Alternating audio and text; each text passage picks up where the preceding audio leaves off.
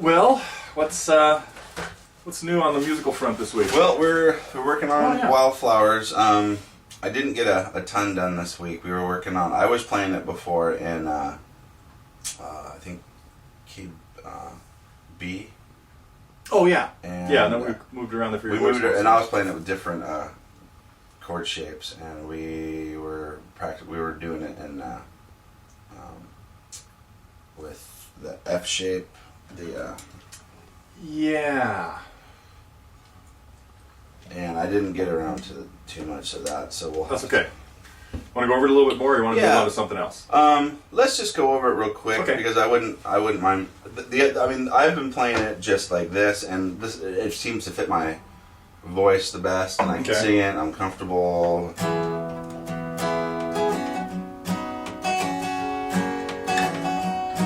And that's been the most comfortable for me, but it's also probably the easiest way to play it. And I think he plays it at the 5th fret. Yeah, he was at the 5th and using those F shapes, I mean from F. Yeah, and we were trying the hammer on, because that's the best way to do the hammer on. Yeah. But I think what we should do is, since we found this key for you, is just do a similar hammer on. Yeah. Now on the E, yeah, maybe one of those, or you know what I would probably do is wait on the E. Like I would do a hammer on the first beats on. Because he doesn't really hammer when he gets to the G and that. He does that like it's later hammer off or something. What I think he did, it was something like this.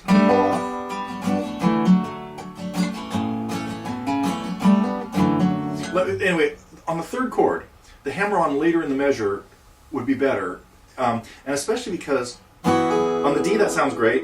And so what note are we hammering on there? What part of the chord?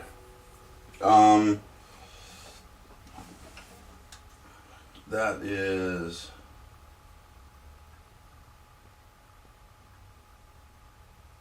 Let's see.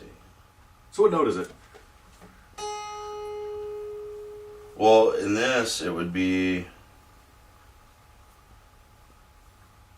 the G sharp. Ignore the capo. If we're thinking of this chord as D, then we're thinking of where the capo is. We're thinking of that note as the normal open string. Okay, so that'd be F sharp. Right. Okay. So let's back up just a second there. So when we put the capo on, we've talked about this a bunch of different times, but we have the absolute key and kind of like the relative key, and we're thinking in the relative key. We're thinking this is a D chord. Right? So if you're trying to figure out what note this is, you have to figure out what that is with respect to this being D. This is not D, right? Because the capo being at the 2nd fret, this is E.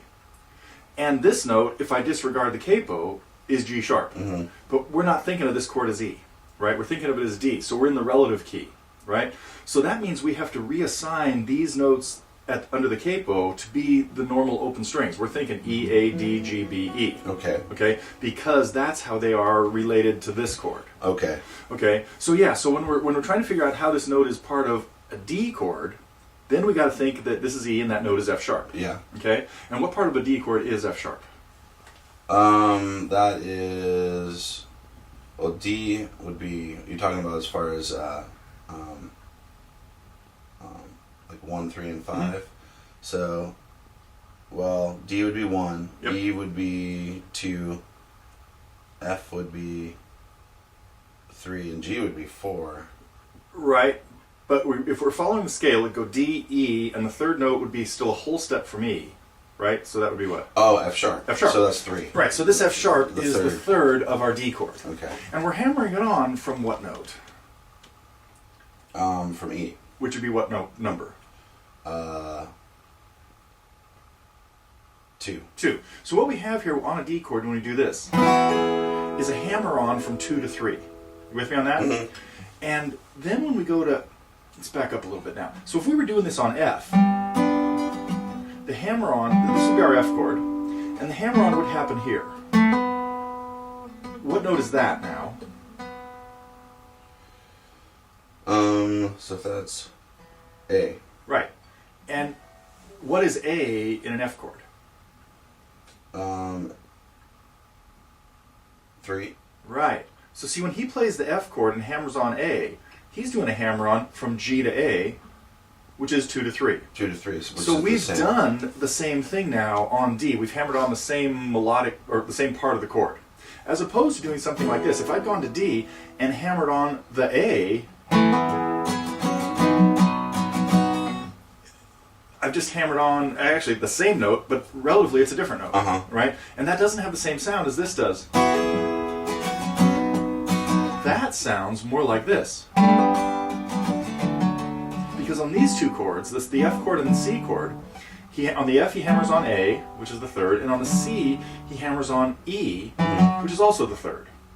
So if we transpose this now to where we're using a D chord and an A chord, and we want to keep the hammer on the same, we want to make sure we hammer on the same conveniently with both a D chord and an A chord. The easiest hammer on turns out to be the third. On the A chord, it'd be from a B to C sharp. So you just want to fit it into the same musical equation, Yeah. per se. So it's all the numbers are matching up. And so if I were to just walk up and start strumming this, that sounds more like this song than this does. Yeah. You hear that? That's kind of like, well, it's similar, but it's not the But same different feel to musical it. part of the chord. Okay. So anyway, the only thing that's happening here that makes it a little different is we're hammering on the third, but it's the highest note we're hearing in this case. Which on the F it was in the middle of the F and the C was like in the middle of things, but we still got the sound.